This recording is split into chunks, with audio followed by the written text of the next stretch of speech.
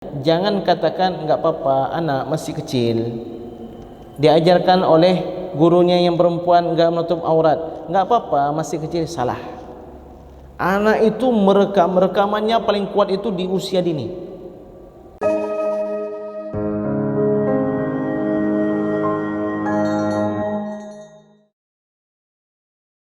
Apa kiat-kiat kita sebagai ayah atau sebagai orang tua punya anak kecil yang gemar, nanti dia itu akan gemar membaca Al-Quran? Bapak Ibu sekalian, anak itu akan melihat orang tuanya. Apa yang sering dilakukan oleh orang tua, itu yang akan dibuat oleh sang anak. Karena teladan, idola sang anak itu adalah orang tuanya. Maka kita melihat, kok dia salat ikut orang tuanya? Karena sudah biasa dia melihat orang tuanya salat sunat di rumah, maka sang anak pun ikut. Kalau kita rajin membaca Al-Quran, anak pun dari kecil sudah pegang-pegang Qurannya. Kita baca Al-Quran, surat-surat tertentu, sang anak mau dan seterusnya. Kenapa? Karena sering melihat orang tuanya. Anak itu merekam sangat kuat, ya. Matanya itu merekam luar biasa apa yang dia lihat. Karena itu Bapak sekalian, jangan katakan enggak apa-apa, anak masih kecil, diajarkan oleh gurunya yang perempuan enggak menutup aurat, enggak apa-apa, masih kecil. Salah. Anak itu rekamannya paling kuat itu di usia dini. Maka jangan sampai anak melihat melainkan yang bagus-bagus. Anak jangan mendengar melainkan yang bagus-bagus. Ajarkan kepada anak, ini rekaman luar biasa ini. Maka disinilah dia peranan kedua orang tua. Karena itu Rasulullah SAW sabda, anak dilahirkan dalam kondisi fitrah. Kalau setiap hari diperdengarkan lagu dangdut, lagu itu dan seterusnya, diperdengarkan Al-Quran, akan asing dia. Akan asing dan dia akan menangis mungkin, karena jarang dia dengar. Tapi kalau seandainya selalu diperdengarkan Al-Quran, dia melihat orang tuanya melakukan kebaikan, begitu dia lihat lagu atau dia dengar lagu-lagu yang enggak jelas itu, dia akan enggak nyaman, ya. Masya Allah.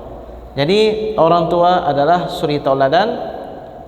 Kullu mauludin yuladu ala fitrah, dilahirkan dalam kondisi fitrah. Fa abawahu, inilah peranan kedua orang tuanya, yuhawwidanihi, menjadikan anak itu Yahudi, au yunassiranihi, atau menjadi Nasrani, au yumajjisanihi, menjadikan anak menjadi Majusi. Ustaz, anak saya sudah saya didik dengan bagus, masukkan sekolah agama, masuk pesantren, tapi bangun subuh susah sekali, dinasihati melawan, disuruh hafal Quran menentang. Apa salah saya, Ustaz?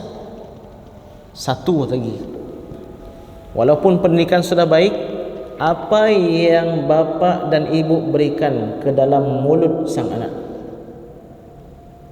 Karena makanan haram akan mempengaruhi tabiat siapapun yang mengalir darahnya dalam tubuhnya.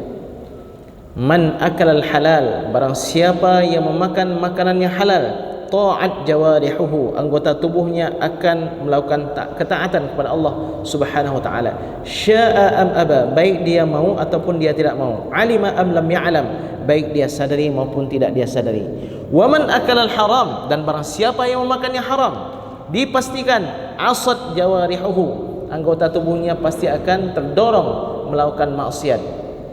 Syaa am aba, baik dia sengaja atau enggak sengaja.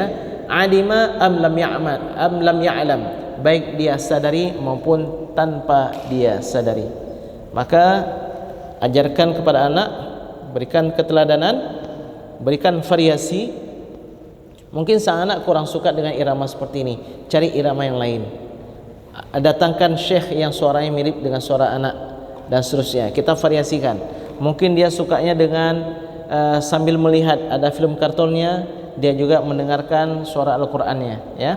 Kemudian perhatikan makanannya. Insyaallah. Mudah-mudahan sang anak dan anak-anak kita semua akan gemar melakukan ketaatan, melakukan ibadah, dan gemar membaca Al-Qur'an insyaallah. Amin ya rabbal alamin.